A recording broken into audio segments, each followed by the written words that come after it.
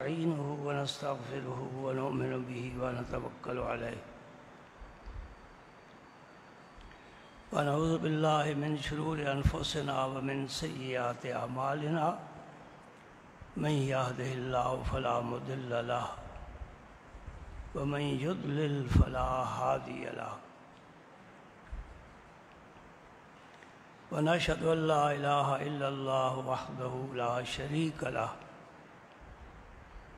ونشهد أن سيدنا ومولانا محمدا عبده ورسوله الذي أرسله الله بالحق بشيرا ونذيرا وداعيا إلى الله بإذنه وسراجا منيرا أشهد أنه صلى الله تعالى عليه وسلم بلغ الرسالة ونصح الأمة وكشف الغمة وجلى الظلمة وجاهد في سبيل الله وعبد ربه حتى أتاه اليقين اللهم صل على سيدنا محمد وعلى آل سيدنا محمد وبارك وسلم اللهم صل وسلم على رسولك الكريم وآله الطاهرين رب اغفر وارحم وأنت خير الراحمين أما بعد فأعوذ بالله من الشيطان الرجيم بسم الله الرحمن الرحيم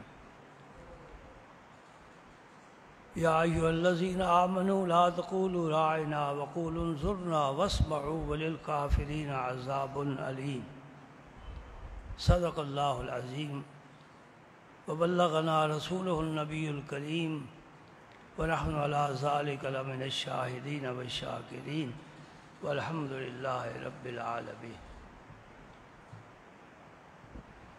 بغیر کسی تمہید کے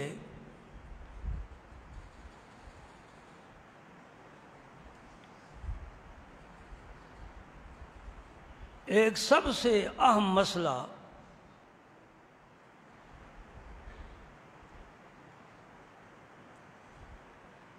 ایسا اہم مسئلہ کہ اگر انسان اس میں ٹھوکر کھا جائے تو ہو سکتا ہے اس کا ایمان ہی جاتا رہے،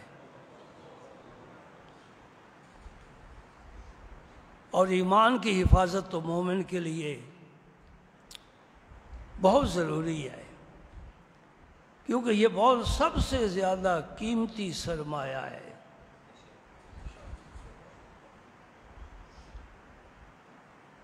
مرنے کے بعد کوئی چیز ساتھ نہیں جاتی، نہ جائے ایمان ساتھ جائے، نجات ہی نجات ہے۔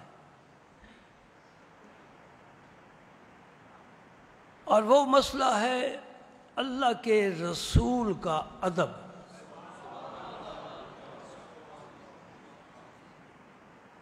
اور یہ عجیب بات ہے،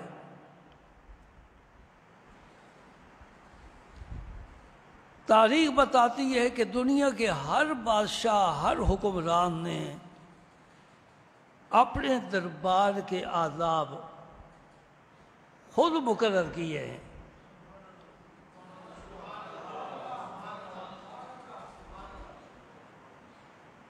فرعون سب سے سرکش بادشاہ تھا،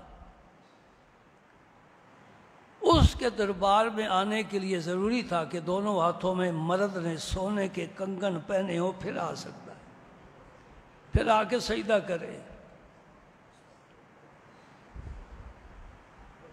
تفصیل میں نہیں جاتا، وقت ضائع ہوگا، بس یہ ایک نقطہ سمجھ لو، دنیا کے بڑے بڑے بادشاہ اپنے درباروں کے آداب خود مقرر کرتے ہیں اور وہ عارضی ہوتے ہیں، لیکن ایک ایسا دربار ہے کہ جہاں نہ تاج ہے، نہ تخت ہے، نہ فوج ہے، نہ سپاہ ہے، اور اس جناب عالی کے آداب عرش والا اللہ وہ مقرر فرما رہا ہے۔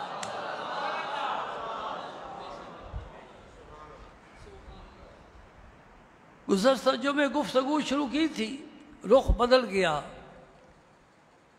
یہ ہوا ہے، کبھی ادھر جاتی ہے کبھی ادھر جاتی ہے، ہم بھی ہوائی قسم کے لوگ ہیں، ہم مضبوط نہیں ہیں۔ کہ نبی کریم صلی اللہ علیہ وسلم کی خدمت اقدس میں جہاں صحابہ مخلص صحابہ، جان نثار اور وفادار صحابہ، جنہوں نے وفاداری کے اصول بنائے ہیں، جنہوں نے جان نثاری کے انداز سکھائے ہیں، جس طرح وہ مجلس میں حاضر ہوتے تھے، اسی طرح ایک گروہ تھا مدینہ پاک میں جنہیں منافق کہتے ہیں، وہ بھی حاضر ہوتے تھے۔ مدینہ پاک میں یہودیوں کی بھی اکثریت تھی، وہ بھی حضور کی مجلس میں حاضر ہوتے تھے۔ صحابہ کرام جب حضور کی گفتگو سنتے تو کبھی ایسا ہوتا کہ کسی صحابی کی بات ذہن میں اتری نہیں، سماعت نے صحیح اس کو کیچ نہیں کیا، وہ کہتے تھے رائنا۔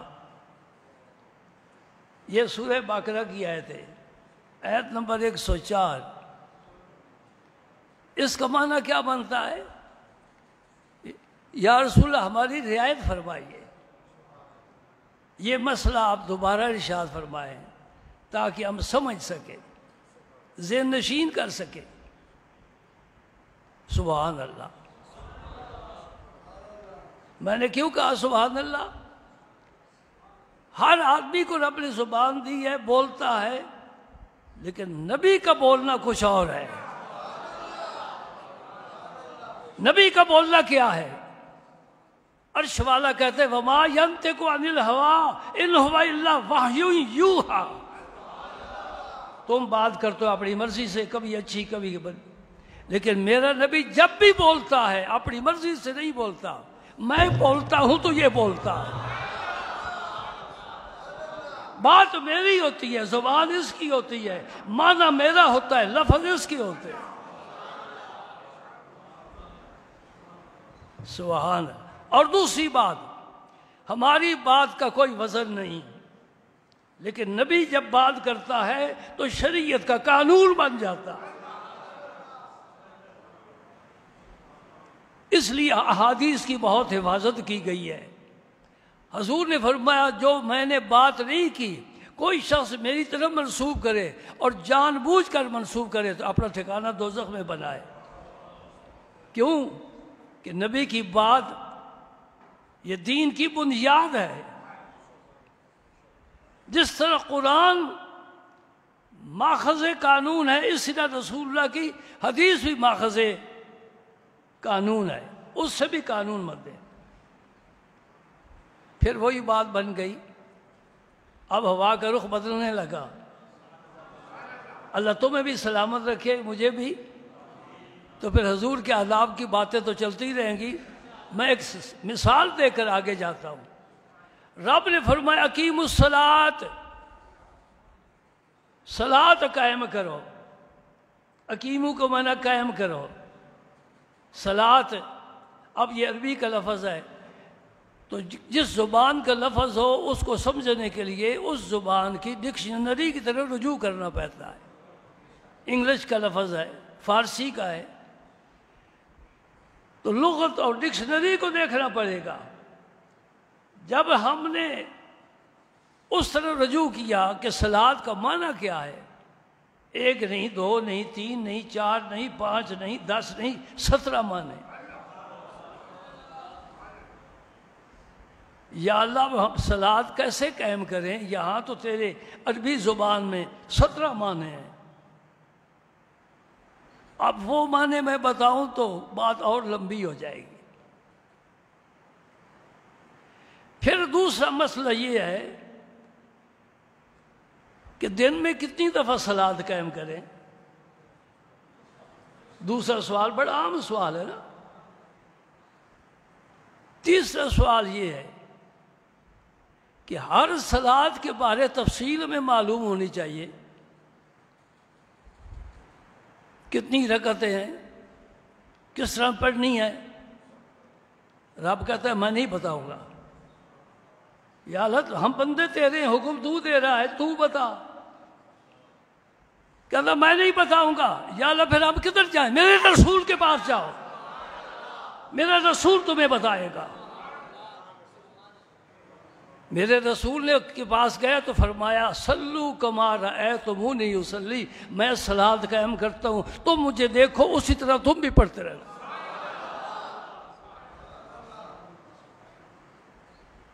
اب یہ 5 نمازیں اس وقت میں قرآن نہیں ہمیں بتائے گا۔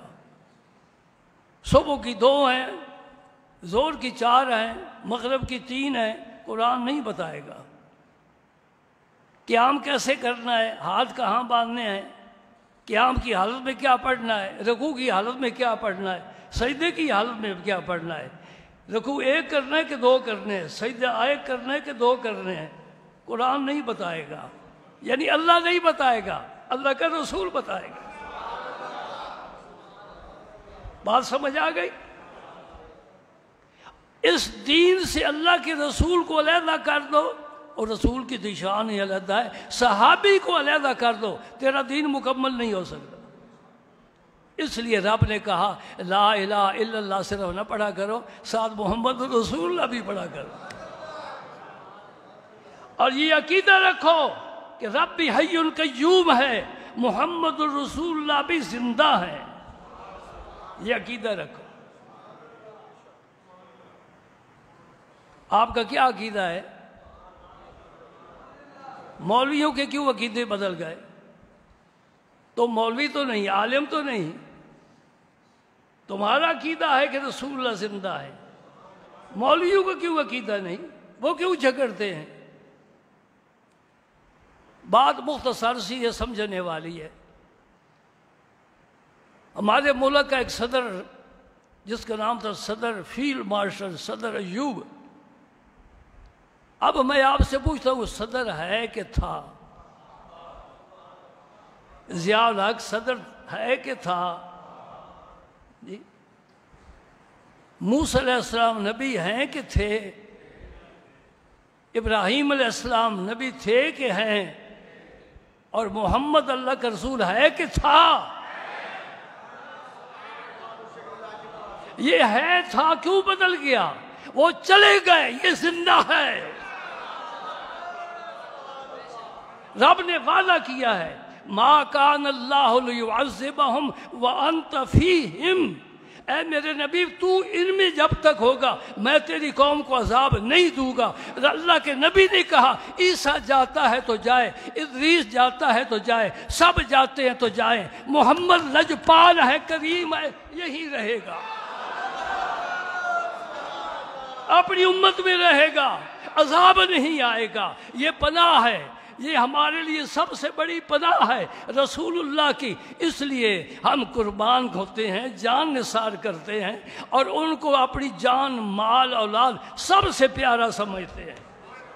محمد کی محبت ہے دین حق کی شرط اول، اسی میں ہو اگر خامی تو سب کچھ نامکمل ہے۔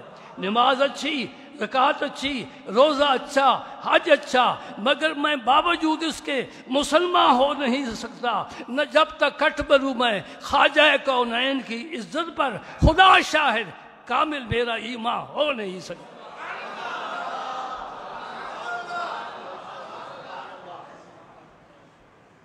صحابی کی بات سمجھ میں نہیں آئی، عرض کرتے رائنا، ہماری رعایت فرمائیں۔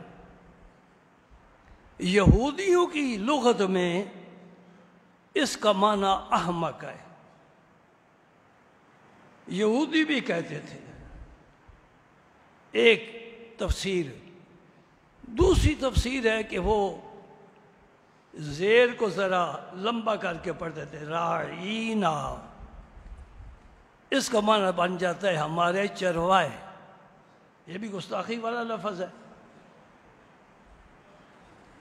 حضرت سعد رضی اللہ تعالیٰ عنہ جو قبیلہ انصار کے سردار تھے، وہ یہودیوں کی لغت سے واقف تھے، وہ سمجھ گئے یہ بدبخت ہمارے نبی پاک کی توہین کرتے ہیں، مسئلہ نہیں سمجھنا چاہتے، گستاخی کرتے ہیں۔ وہ حضور کی خدمت میں حاضر ہوئے، یا رسول اللہ یہ معاملہ ہے، یہ بدبخت آپ کی گستاخی کرتے ہم سے برداشت نہیں تھی. ہاں وہ یہودیوں سے فرمانے لگے بڑی مزے کی بات ہے، ایمان ہو تو پھر ایمان کی غیرت بھی ہونی چاہیے، مسلمان ہو تو مسلمان غیور ہونا چاہیے. حضرت سعد نے یہودیوں سے کہا کہ آج کے بعد میں نے تمہاری زبان پر یہ لفظ آتے سنتے ہوئے دیکھا، میں تمہاری گردن مار دوں گا. تھے سردار، قبیلے کے سردار تھے، پورا قبیلہ ان کے پیچھے تھا. ایک دفعہ بیمار تھے، دراز گوش پر سوار ہو کر آئے، آپ نے بلوایا. واہ سعد تیری عظمت کو سلام، نبی پاک تجھے یاد فرما رہے ہیں. حضرت سعد چل نہیں سکتے تھے بیماری کی وجہ سے، دراز گوش پر سوار ہو کر آئے. جب مسجد شریف کے قریب آئے نا تو جو انصار بیٹھے تھے فرمایا قوموا لسیدکم، اپنے سردار کے لیے کھڑے ہو جاؤ. آج کچھ مولوی کہتے ہیں یہ قیام تعظیمی ہے، یہ قیام تعظیمی ناجائز ہے، اس لیے کہ اللہ کا رسول منع فرمایا تھا کہ میں آؤں تو بیٹھے رہنا، نہ اٹھا کرو. یہ دلیل دیتے ہیں. پھر حضور نے کیوں فرمایا کہ اپنے سرگاد کے لیے اٹھو؟ سب انصار کھڑے ہو گئے. یہ مسئلہ میں نے پہلے بھی عرض کیا تھا، حضور نے منع فرمایا ہے کیونکہ آپ دن میں کئی مرتبہ حجر مبارک میں تشریف لے جاتے. صحابہ کے پاس صحابہ کوئی قرآن پاک یاد کر رہا ہے، کوئی حدیث یاد کر رہا ہے، کوئی دعائیں یاد کر رہا ہے، کوئی نئے آنے والوں کو پڑھا رہا ہے. مسجد نبوی میں گونج اٹھتی تھی.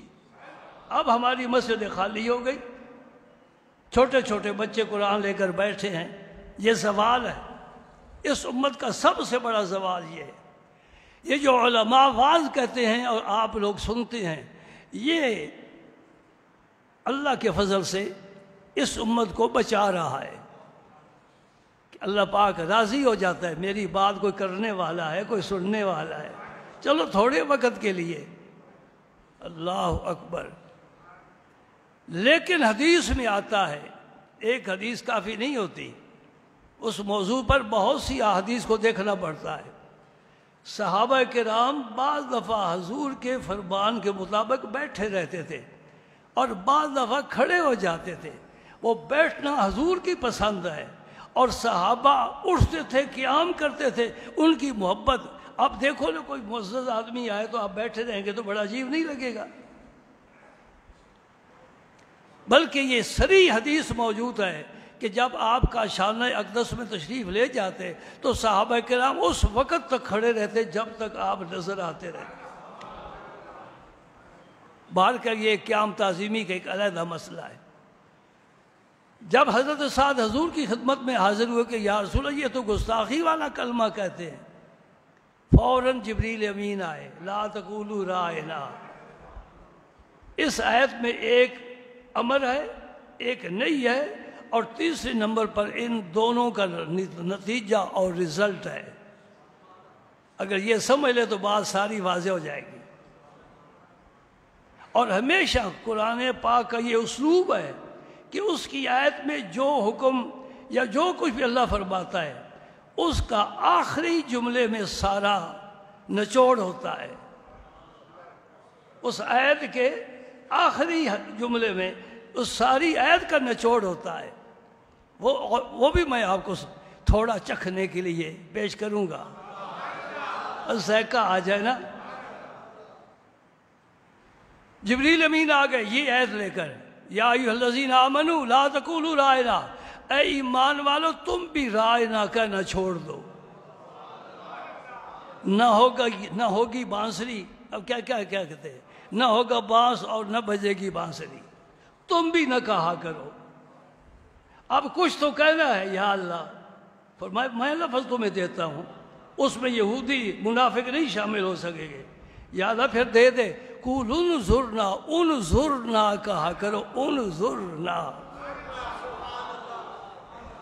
رائنا نہ کہو. کیونکہ یہ ایک ایسا لفظ ہے جس کے دو معنی ہیں، ایک اچھا معنی ہے، ایک گستاخی والا ہے۔ نبی کی جناب میں گستاخی والا معنی قطعاً نہیں استعمال ہو سکتا، لہذا ادب والا بھی چھوڑ دو، اس کے متبادل میں تمہیں دے دیتا ہوں۔ انظرنا اس کا وہی معنی ہے، یا رسول اللہ ہم پر نظر کرم فرمائیے، یہ کہا کر۔ اب یہ لفظ تو اوپر سے آیا نا، یہ لفظ تو اللہ نے خود سکھایا، سمجھایا، قرآن میں اس کو پڑھایا ہے۔ اب اگر ہم انظرنا یا رسول اللہ کہیں تو شرک کہاں سے آ گیا؟ جی یا رسول اللہ انظرنا اگر ہم کہیں تو پھر قرآن کے حکم کی پیروی کر رہے ہیں اور اس پر عمل کر رہے ہیں۔ یہ دو باتیں ہوگی، رائنا نہ کہو، انظرنا کہو۔ اب اس کا نچوڑ کیا ہے؟ وَلِلْكَافِرِينَ عَذَابٌ عَلِيمٌ، جو کافر ہیں ان کے لیے دردناک عذاب ہے۔ یا اللہ یہ کافروں کا ذکر کہاں آ گیا؟ وہ پہلے میں نے بات کی ہے، اس کو ذہن میں نہ رکھو نا، اب اس کے ساتھ ملاؤ کہ بے ادب بعض دفعہ ایمان سے بھی محروم ہو جاتا ہے۔ یہ میں نے جملہ کہا تھا، بے ادب بعض دفعہ ایمان سے بھی محروم ہو جاتا ہے۔ تو اللہ پاک نے فرمایا کافروں کے لیے دردناک عذاب ہے۔ کیا مطلب ہے؟ میرے نبی کی جناب میں اگر گستاخی کرے گا میں سارے اعمال اس کے منہ پر ماروں گا اور ایمان سے بھی محروم کر دوں گا۔ ادب ادب اعلی طریقت فرماتے ہیں طرق العشق کلھا آداب ادب النفس ایھا الاصحاب۔ دین میں ہے ہی ادب۔ یہ ہاتھ باندھ کے اللہ کے جناب میں کھڑے ہیں، پہلے وضو کیا ہے، پاک ہوئے ہیں، لباس اچھا پہنا ہے، قبلہ رو ہوئے ہیں، پاک جگہ ہے، وقت ہے، ادب سے ہاتھ باندھ کر کھڑے ہیں، یہ ادب ہے۔ اور سب سے بڑا ادب دو صحابوں نے کر کے دکھایا، ان کو کوئی بھی نہیں پہنچ سکتا۔ اگر اللہ تعالیٰ نے توفیق عطا فرمائی، ابھی تو یہ قرآن کی ایک آیت ہے نا، بہت سی آیات ہے قرآن پاک۔ اللہ اللہ اللہ اللہ، ایک صدیق اکبر، ایک علی المرتضیٰ، اتنا ادب کسی نے کیا نہیں۔ صدیق اکبر نے کون ادب کیا؟ بخاری شریف میں حدیث آتی ہے، آپ نے سنی ہوئی ہے، میں صرف اشارہ ہی کروں گا، تفصیل نہیں بیان کر سکتا۔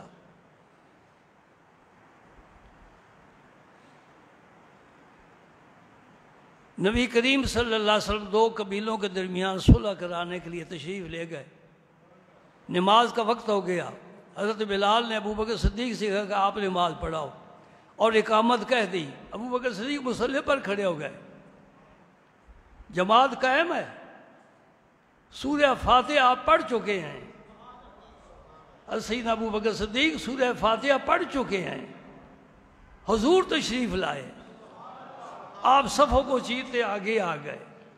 آج کسی کی جرت نہیں، کسی کو حق نہیں پہنچتا، جو پہلے آئے پہلے بیٹھے، جو بعد میں آئے پیچھے، خواہ کوئی شیخ الحدیث ہو، یہ شیخ القرآن ہو، کسی کا استاد ہو یا پیر مغاں ہو، پیچھے ہی سے نماز پڑھنی ہوگی۔ لیکن یہ محمد الرسول اللہ ہے، ان کے اسم پاک سے کلمہ مکمل ہوتا ہے۔ آپ تشریف لائے، سیدنا ابو بکر صدیق رضی اللہ تعالیٰ عنہ اپنا مصلی چھوڑ کر، نماز چھوڑ کر پیچھے ہٹنے لگ گئے۔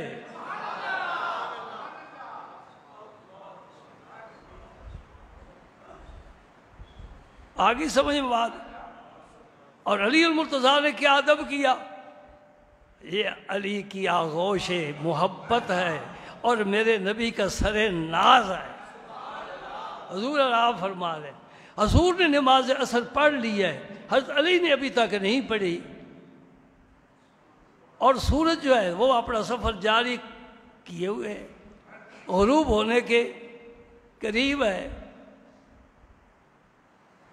ہمیں تو جرأت نہیں کہ ہم نماز نہ پڑھیں. الحمدللہ یہ عادت بن گئی ہے نا. اور مومن کو ایسا ہی ہونا چاہیے، جیسے بھی مصروفیت ہو وقت پر سجدہ کرو. اور میں آپ کو بتانا چاہتا ہوں، کسی ڈاکٹر سے پوچھو، اس سجدے میں بڑی بیماریوں کا علاج ہے. اس طرح سرکار نے فرمایا نا، کھانا 3 انگلیوں سے آپ تناول فرماتے تھے، اور کھانے میں 3 انگلیاں ہی استعمال کرنی چاہیے. اور پھر آپ نے فرمایا کہ کھانے کے بعد ان کو چاٹ لینا چاہیے، درمیان والی انگلی کو پہلے، پھر اس انگلی کو، پھر انگوٹھے کو چاٹ لو. اب ڈاکٹروں سے پوچھو، اس سے کئی بیماریاں رفع ہو جاتی ہیں. بات کا یہ ایک الگ موضوع ہے.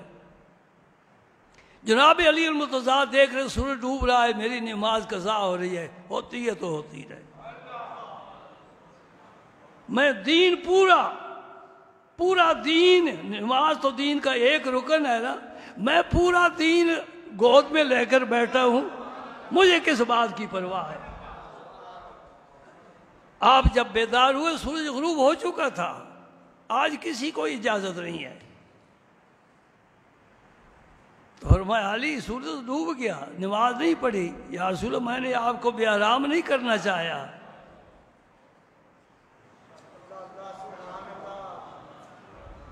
ہاں، علم کے ساتھ ادب بھی شامل ہو نا.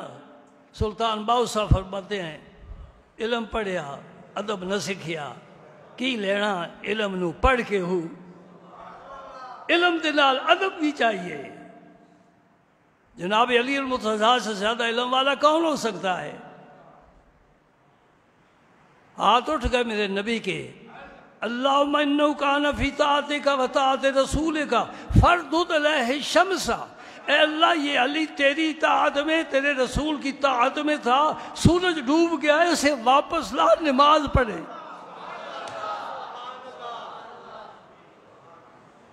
یہ مسئلہ سمجھنے والا ہے، کوئی مجھے سمجھائے یا کبھی میں کسی کو سمجھا دوں گا کہ رسول پاک کی اطاعت میں تو ہے، تو اللہ کی اطاعت میں کہاں ہے؟ اللہم انہو کان فی طاعتک، علی تیری اطاعت میں ہے، وطاعت رسول کا، اور یہ تیرے رسول کی اطاعت میں ہے. اللہ کی اطاعت کیسے کر رہا ہے؟ قرآن میں رب نے فیصلہ کر دیا، میری اطاعت رسول کی اطاعت سے الگ نہیں ہے. وَمَن يُطِعِ الرَّسُولَ فَقَدْ أَطَاعَ اللَّهَ. جو رسول کی اطاعت کرے گا وہ حقیقت میں میری ہی اطاعت ہے. سبحان اللہ. کہتے ہیں کہ ادب ایک تاج ہے لطف خدا کا، تو رکھ سر پر جہاں چاہے چلا جا. اب میں کہتا ہوں کہ یہ ادب کہاں سے حاصل کریں، کیونکہ ہمارے جتنے ادارے ہیں دینی اداروں سمیت، مستثنا میں نہیں کرتا، میں نے زندگی ان اداروں میں گزاری ہے، پڑھا ہے اور پڑھایا ہے، اور الحمدللہ ادارہ بنایا بھی ہے. میں نے نہیں، اللہ نے. ان اداروں میں بھی تربیت اور ادب نہیں ہے. سکول کالج میں کیا ڈھونڈے گا، یونیورسٹی میں کیا ڈھونڈے گا. اور آخری بات میں آپ سے کہہ کر اب رخصت ہوتا ہوں، جو میرے لیے بڑی ہی دل خراش بات ہے، اور آپ کو بھی اس کا دکھ ہونا چاہیے، اور اگر کچھ علاج کر سکو تو علاج کرو. ہمارے ملنے والے ماسٹر صاحب ہیں، پہلے تو ہر جمعہ ادھر پڑھتے تھے، شاید آپ کو انہیں مصروفیت زیادہ ہو گئی ہے. وہ ایک دن مجھے بتانے لگے کہ میں نے 10ویں کلاس کے سب بچوں کو لائن میں کھڑا کیا. اب آپ جانتے ہیں کہ 10ویں کلاس میں جب بچہ پہنچتا ہے تو وہ بالغ ہوتا ہے.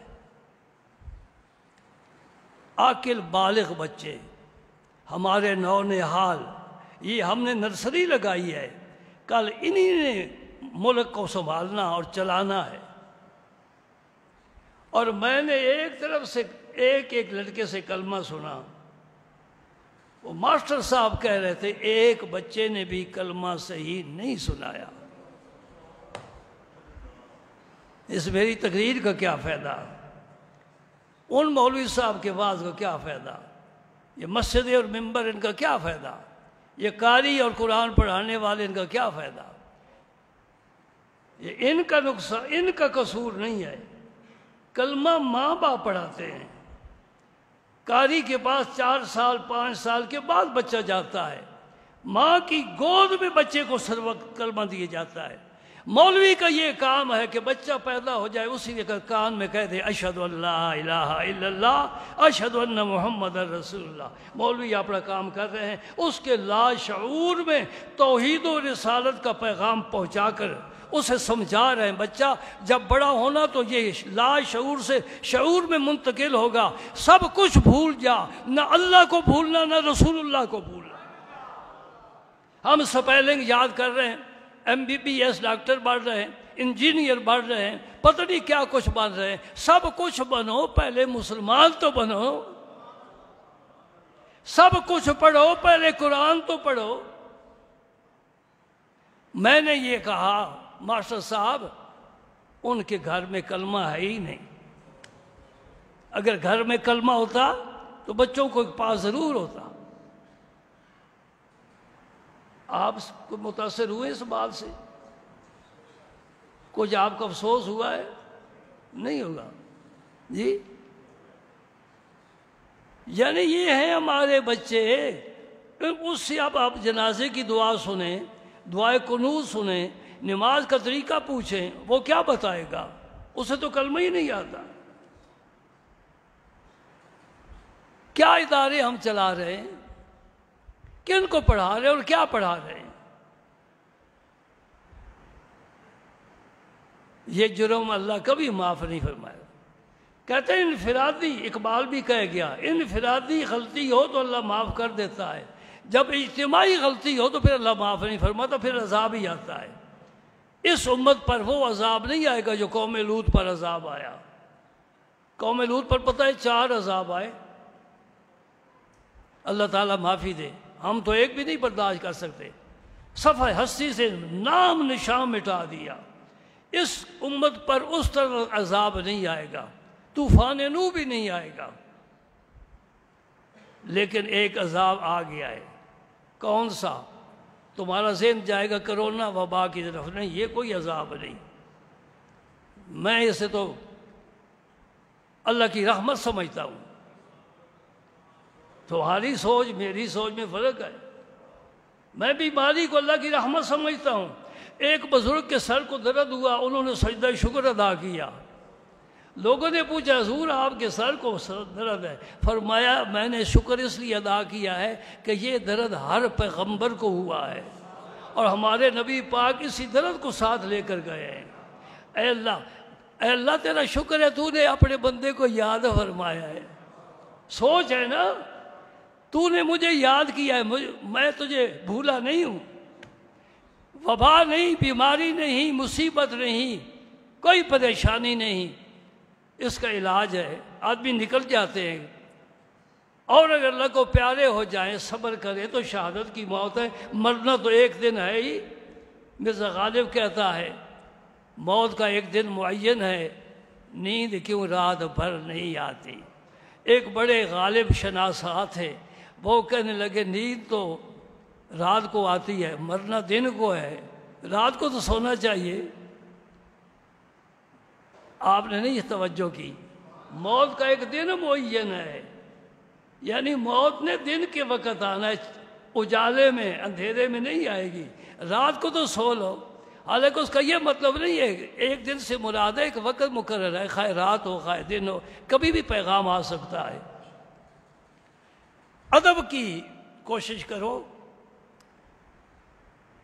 لیکن کیا کریں، وہ صحبتیں ہمیں نہیں ملتی جہاں سے ادب ملتا تھا۔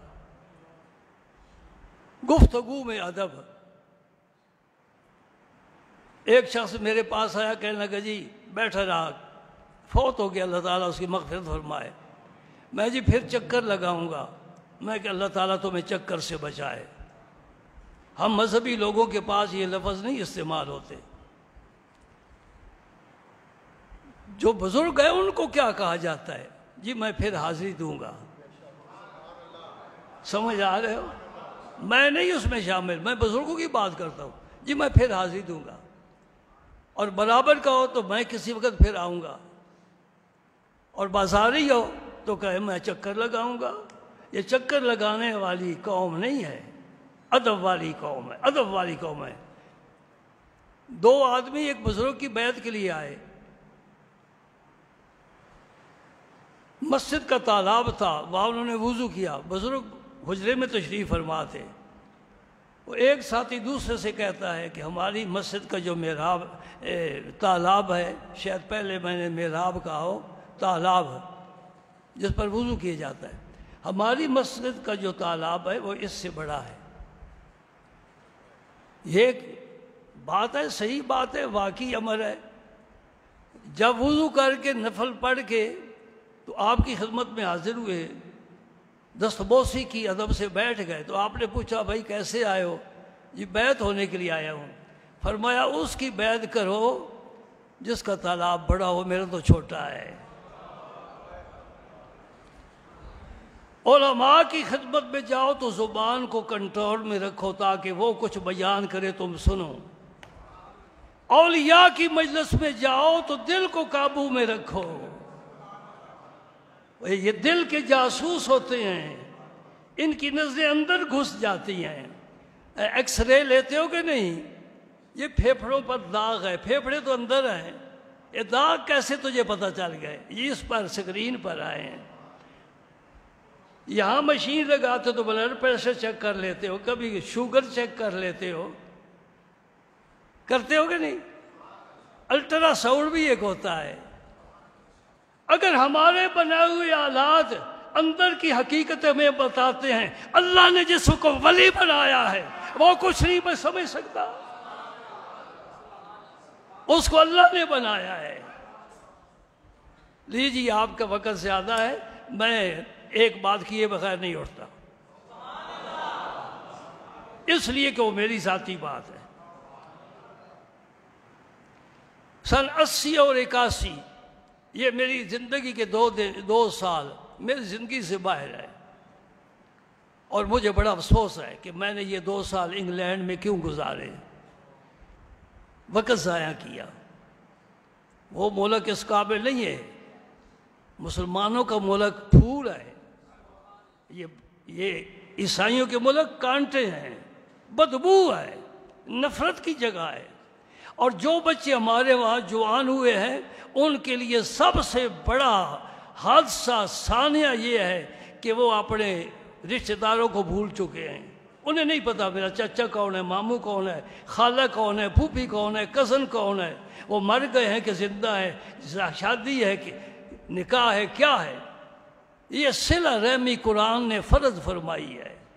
وَيَقْطَعُونَ مَا أَمَرَ اللَّهُ بِهِ أَن يُوصَلَ وَيُفْسِدُونَ فِي الْأَرْضِ۔ یہ ویسے ایک بات آگے ضمناً ہم نظام کائنات کو تبدیل نہیں کر سکتے، رازق وہ ہے، اگر تیرا ایمان ہے دے گا۔ کتے کو دیتا ہے، خنزیر کو دیتا ہے، ہم نے کسی کتے کو خنزیر کو بھوکا مرتے ہوئے نہیں دیکھا۔ چیونٹیوں کا رزق، پرندوں کا رزق سب کو مل رہا ہے۔ مسلمانوں کا ملک چھوڑ کر ادھر سے آواز آ رہی ہے اذان کی، ادھر سے آواز آ رہی ہے اذان کی، السلام علیکم، السلام علیکم، خیریت ہے، خیریت ہے، سبحان اللہ، اللہ اللہ اللہ اللہ، سبحان اللہ، بارکہ رب کی تقسیم ہے، ادھر بھیج دیا، کسی کو ادھر بھیج دیا۔ 2 سال میں نے گزارے کس طرح؟ بچوں کو قرآن پڑھایا، میں نے اپنے پیر و مرشد کی خدمت میں عریضہ لکھا، خط لکھا، اس میں میں نے غزل لکھی خواجہ حافظ شیرازی کی دیوان سے۔ آپ اس دیوان کو بہت پسند فرماتے تھے، اور میں یہ ساتھ لے کر گیا تھا۔ فارسی میں ہے بڑا مشکل، لیکن جو پڑھ جائے اس کا دل کباب ہو جائے۔ الا یا ایھا الساقی ادر کاسم وناولھا کش کاسا نمود اول ولے افتاد مشکلا۔ حافظ ہے، حافظ، اور یہ حافظ حضرت خواجہ باقی باللہ رحمۃ اللہ علیہ کا مرید ہے، مجدد الف ثانی کا پیر بھائی ہے۔ ہاں یہ تعارف بھی یاد رہنا چاہیے، خواجہ حافظ، سبحان اللہ۔ میں نے خط لکھا، اس میں ایک میرا شعر تھا، میری تمنا تھی، دعا تھی، آرزو تھی، وہ خط میں نے لکھ کر بھیج دیا، آپ کے پاس پہنچا، آپ نے میرے بیٹے کو بلوایا، وہ حاضر ہوا، ڈاک آ گئی، فرمایا یہ خط پڑھ، یہ اس کا بیان ہے، میں تو وہاں بیٹھا تھا، یہ خط کھولو اور پڑھو۔ اور آپ نے ایک شعر پڑھا فارسی کا، آپ میری بات سن سمجھ رہے ہیں نا؟ حضور شیخ الاسلام والمسلمین،